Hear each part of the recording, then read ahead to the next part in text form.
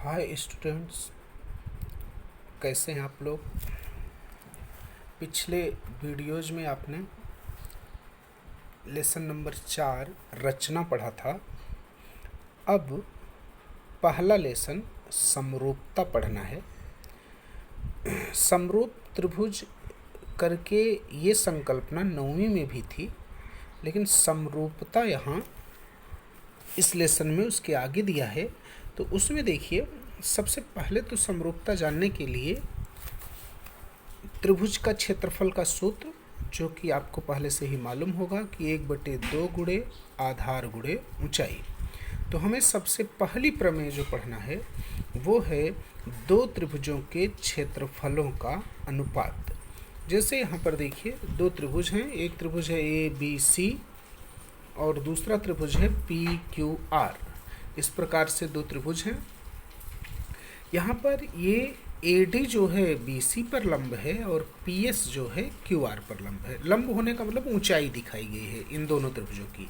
मतलब AD जो है BC पे लंब है, मतलब इस त्रिभुज ABC की ऊंचाई AD है और त्रिभुज PQR की ऊंचाई जो है वो PS है। ये दिखाया गया है। तो दो त्रिभुजों के क्षेत्रफलों का अनुपात इस प्रमेय के अनुसार एरिया त्रिभुज ABC, मतलब त्रिभुज ABC का क्षेत्रफल बटे त्रिभुज PQR का क्षेत्रफल बराबर। अब त्रिभुज के क्षेत्रफल का सूत्र क्या होता है? 1/2 गुणे आधार गुणे ऊंचाई। ऊपर हमने पढ़ा है। तो त्रिभुज ABC में आधार BC होगा, ऊंचाई AD होगा। तो 1/2 गुणे BC गुणे AD। और सेम इसी प्रकार से त्रिभुज PQR में अगर हम देखेंगे तो जो आधार है वो QR होगा और ऊंचाई जो होगा वो PS होगा। तो वहाँ पे हम लिखेंगे 1/2 गुणे QR आधार और PS ऊंचाई। 1/2 कट गया तो बचा क्या? त्रिभुज ABC का क्षेत्रफल बटे त्रिभुज PQR का क्षेत्रफल बराबर BC गुणे AD बटे QR गुणे PS।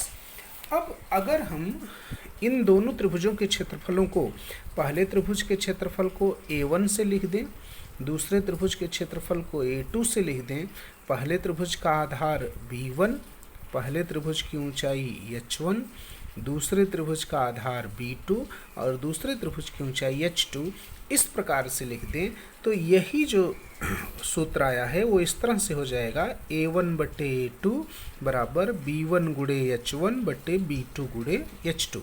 इसको अगर शब्दों में पढ़ें तो इस प्रकार से पढ़ा जाएगा कि दो त्रिभुजों के क्षेत्रफलों का अनुपात A1/A2, मतलब पहले त्रिभुज का क्षेत्रफल अनुपात दूसरे त्रिभुज का क्षेत्रफल।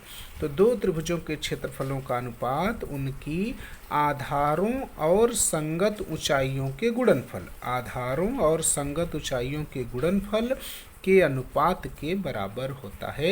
ये है दो त्रिभुजों के क्षेत्रफलों का अनुपात।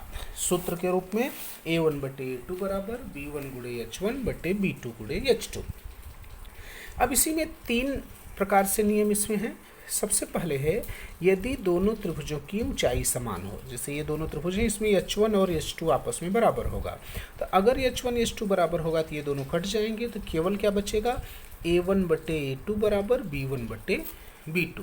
मतलब तब ये नियम हो जाएगा कि समान ऊंचाई वाले दो त्रिभुजों के क्षेत्रफलों का अनुपात उनकी संगत आधारों के अनुपात के बराबर होता है। अगर ऊंचाई समान होगी तो दोनों त्रिभुजों के क्षेत्रफलों का अनुपात जो उनका आधार होगा उसी का डायरेक्ट अनुपात निकाल लें तो भी आंसर आ जाएगा। फिर इसी में दोनों त्रिभुजों के आधार समान हो, मतलब B1 बराबर B2। इस फार्मूले में यदि B1 और B2 बराबर हैं तो ये सूत्र हो जाएगा A1/A2 बराबर H1/H2।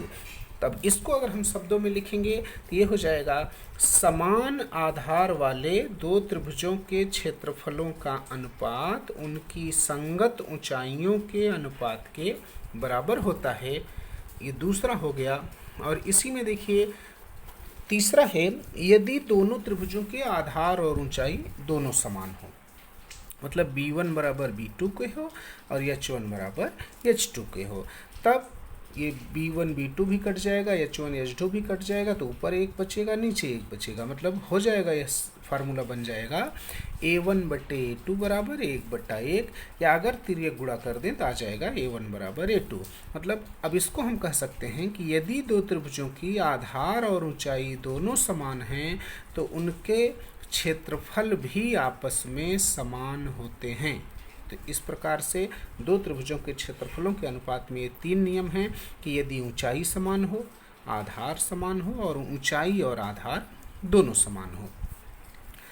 यहाँ देखिए, अगर हमें किसी त्रिभुज में ऐसे लिखा है कि AE लंब BC, आकृति को देख करके तो हमें पता चल रहा है कि ये आधार है, ये ऊंचाई है।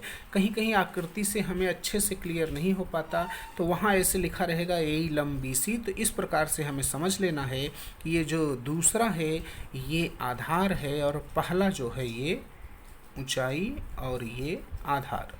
ऐसे अगर मान लीजिए लिखा है DF लंब BC, तो यहाँ भी हमें समझ लेना है कि BC जो है आधार है और DF जो है ऊंचाई है। तो बिना आकृति को देखे भी हम इस प्रकार से लिखे रहने से भी दो त्रिभुजों के आधार और ऊंचाई को जान सकते हैं या समझ सकते हैं।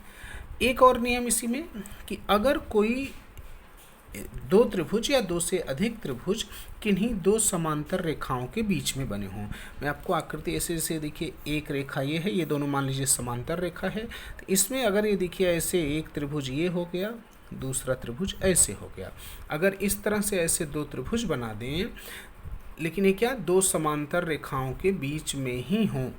जैसे ये देखिए, मान लीजिए L और M समांतर हैं, इन्हीं के बीच में ये दो त्रिभुज हैं। तो नियम क्या है कि दो समांतर रेखाओं के बीच बने त्रिभुजों की ऊंचाई आपस में समान होती है। ऐसा इसलिए पता होता है क्योंकि दो समांतर रेखाओं के बीच की दूरी सदैव समान होती है। इसीलिए इन दोनों के बीच में जितने भी त्रिभुज बनेंगे वे सभी त्रिभुजों की ऊंचाई आपस में समान होती है।